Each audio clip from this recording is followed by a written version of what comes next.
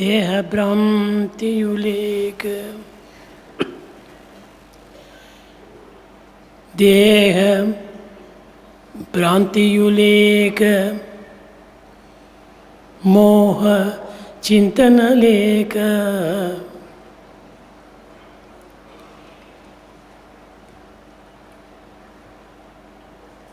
దేహ భ్రాంతియులేక మోహ చింతన లేక త్యాగపరులు అయిన మోహమునులు మునులు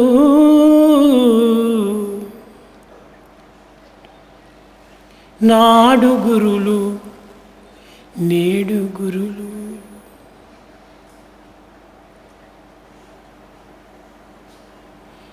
దేహ భ్రాంతియు లేక మోహ చింతన లేక త్యాగశీలురైన దీనవరులు గురులు నాడు నేడు గురువర్యులగునయ. సత్యమైన మాట సాయి మాట, సత్యమైన మాట సాయి మాట, సత్యమైన మాట సాయి మాట.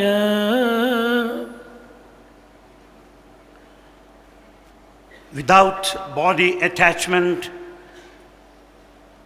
without any feelings of attachment, they are the teachers, preceptors, then and now, with the spirit of sacrifice in them. This is the word of truth of Sai.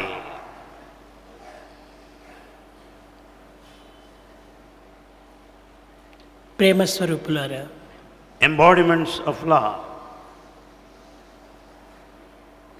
భగవంతుడు అణు అణువునందును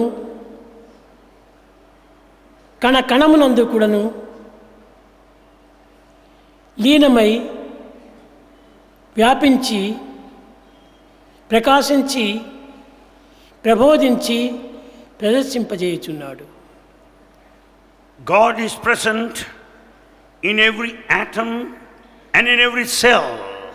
He is within, immanent, yet he is spread everywhere, shining forth all over. ఉపనిషత్తులు కూడాను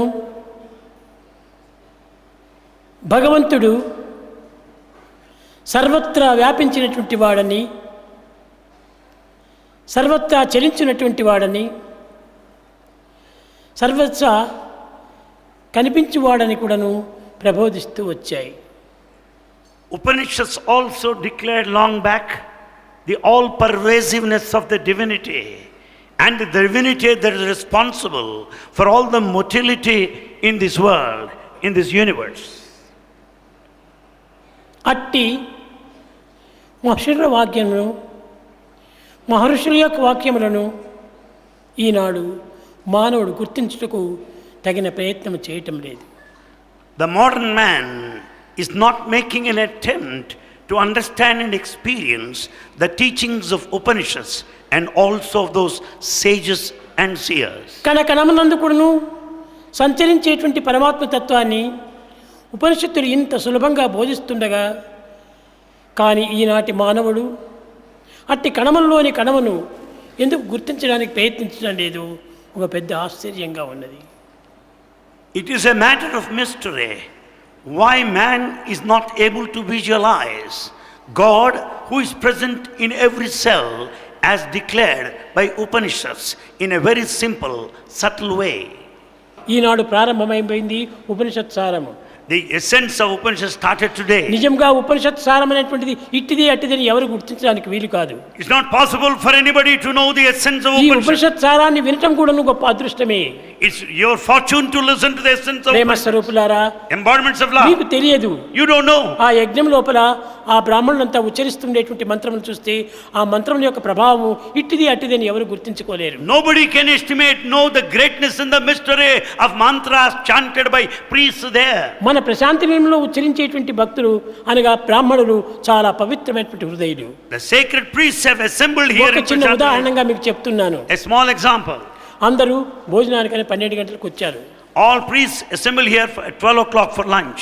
కానీ సప్తలింగార్చన జరుగుతుండది. Saptalingarchana. లింగార్చన was going on. అది అయ్యేంత వరకు తాను లేలేదు.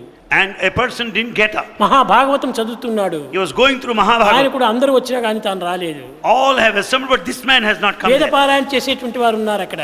There are people who do వారు కూడా Veda నలుగురు అక్కడే కూర్చున్నారు. and these people sat మీరు there. పోండి, మేము తర్వాత పూర్తి అయిన తర్వాత వస్తామన్నారు. They said, you go, we'll come after ప్రతి completing ఒక్కటి this కూడా work. సంకల్పించుకున్నటువంటిది పూర్తి అయ్యేంత వరకు కూడా కదిలేటువంటి వారు కాదు. Until the task is fulfilled, they would not get up. ఈ సహస్రలింగార్చన చేసేటువంటి ఆయన 2 గంటల వరకు అక్కడే కూర్చొని ఉంటాడు. The one who is in charge of this Sahasralingarchana sits there till 2 o'clock. అలాంటి చిత్తశుద్ధి కలిగినటువంటి బ్రాహ్మణులు ఇక్కడ చేరటం చేతనే ఒక్కొక్క మంత్రమునకు ఎంతో పవిత్రమైన అర్థములంతా ఉంటుంటాయి. Because we have got the priests with that purity in their hearts, we could know all these mantras. కనుక ఈ మంత్రములో ఉన్నటువంటి అంతరార్థాన్ని గుర్తించుకోవడం చాలా అదృష్టమే. It is your good luck to know the inner నిజంగా significance కేవలం of mantra. గుర్తించుకోలేకపోయినప్పటికీ ఆ మంత్రముల యొక్క దీనిని మీరు శ్రవణం చేయటం కూడా గొప్ప అదృష్టమే. You may not be knowing the inner significance of the meaning and the interpretation.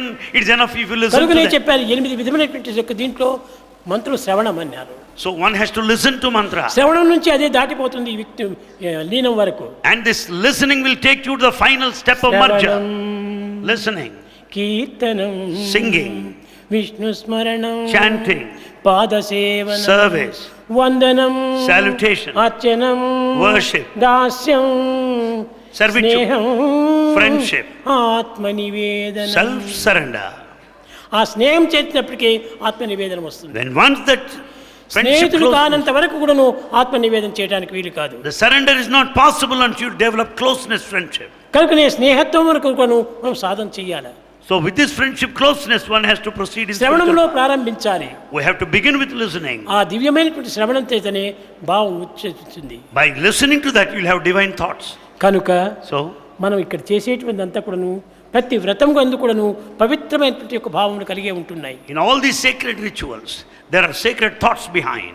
ఏదో 10 మంది యజ్ఞాలు చేస్తున్నారు మనము చేస్తామనేటువంటి ఉద్దేశంతో జరిగేటువంటిది కాదు. The yajnas are not done here in a routine way. as యజ్ఞము done elsewhere. అనేటువంటి పరిపూర్ణ త్యాగంతో చేసేటువంటిది. This yajna is done with the total sacrifice. మాకెట్టి వాంఛలు లేవు, We have no desire, ఎట్టి ఫలితములు లేవు, no ఎట్టి expectation, అభిష్టములు లేవు.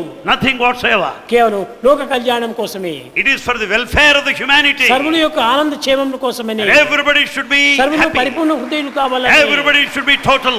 అలాంటి పరిపూర్ణ హృదయులు అయ్యే నిమిత్తమై ఈ యజ్ఞమును ప్రారంభిస్తున్నాం. In order to make everybody happy and blissful, దేశంలో the క్షామం అంతా rituals వచ్చింది, performed. దేశంలో కరువు అంతా వచ్చింది. ఈ కరువు నివారణకు ఈ కరువులు గిరువులకు నేను చూడను. We don't go by the famine or the drought ఏమిటి ఈ elsewhere. కరువులు? What is ఇవన్నీ this? వస్తుంటాయి పోతుంటాయి. They come and go. ఇలాంటి అల్పమైనటువంటి భావాలకు నేనేమాత్రము ప్రయత్నించను. Bhagavan doesn't give any kind of scope for such narrow ఏది things. చేసినా శాశ్వతమైనటువంటిదిగా చేయాలి. Anything that is done by Bhagavan has got ఏదైనా everlasting effect. సత్యమైనటువంటిదిగా చేయాలి. It should have a permanent effect. పవిత్రమైనటువంటిదిగా ఉండాలి. It should be sacred. ప్రాప్తిని కలిగించేటువంటిదిగా ఉండాలి. And it should make you deserve. కనుక రేపటి దినము ఈ యొక్క ఉపనిషత్తు యొక్క తత్వము, Tomorrow, the nature of Upanishad దీని యొక్క అంతరార్థమును కూడాను and the inner significance. మీరు విందురుగాక. Bhagavan will speak to us along these lines.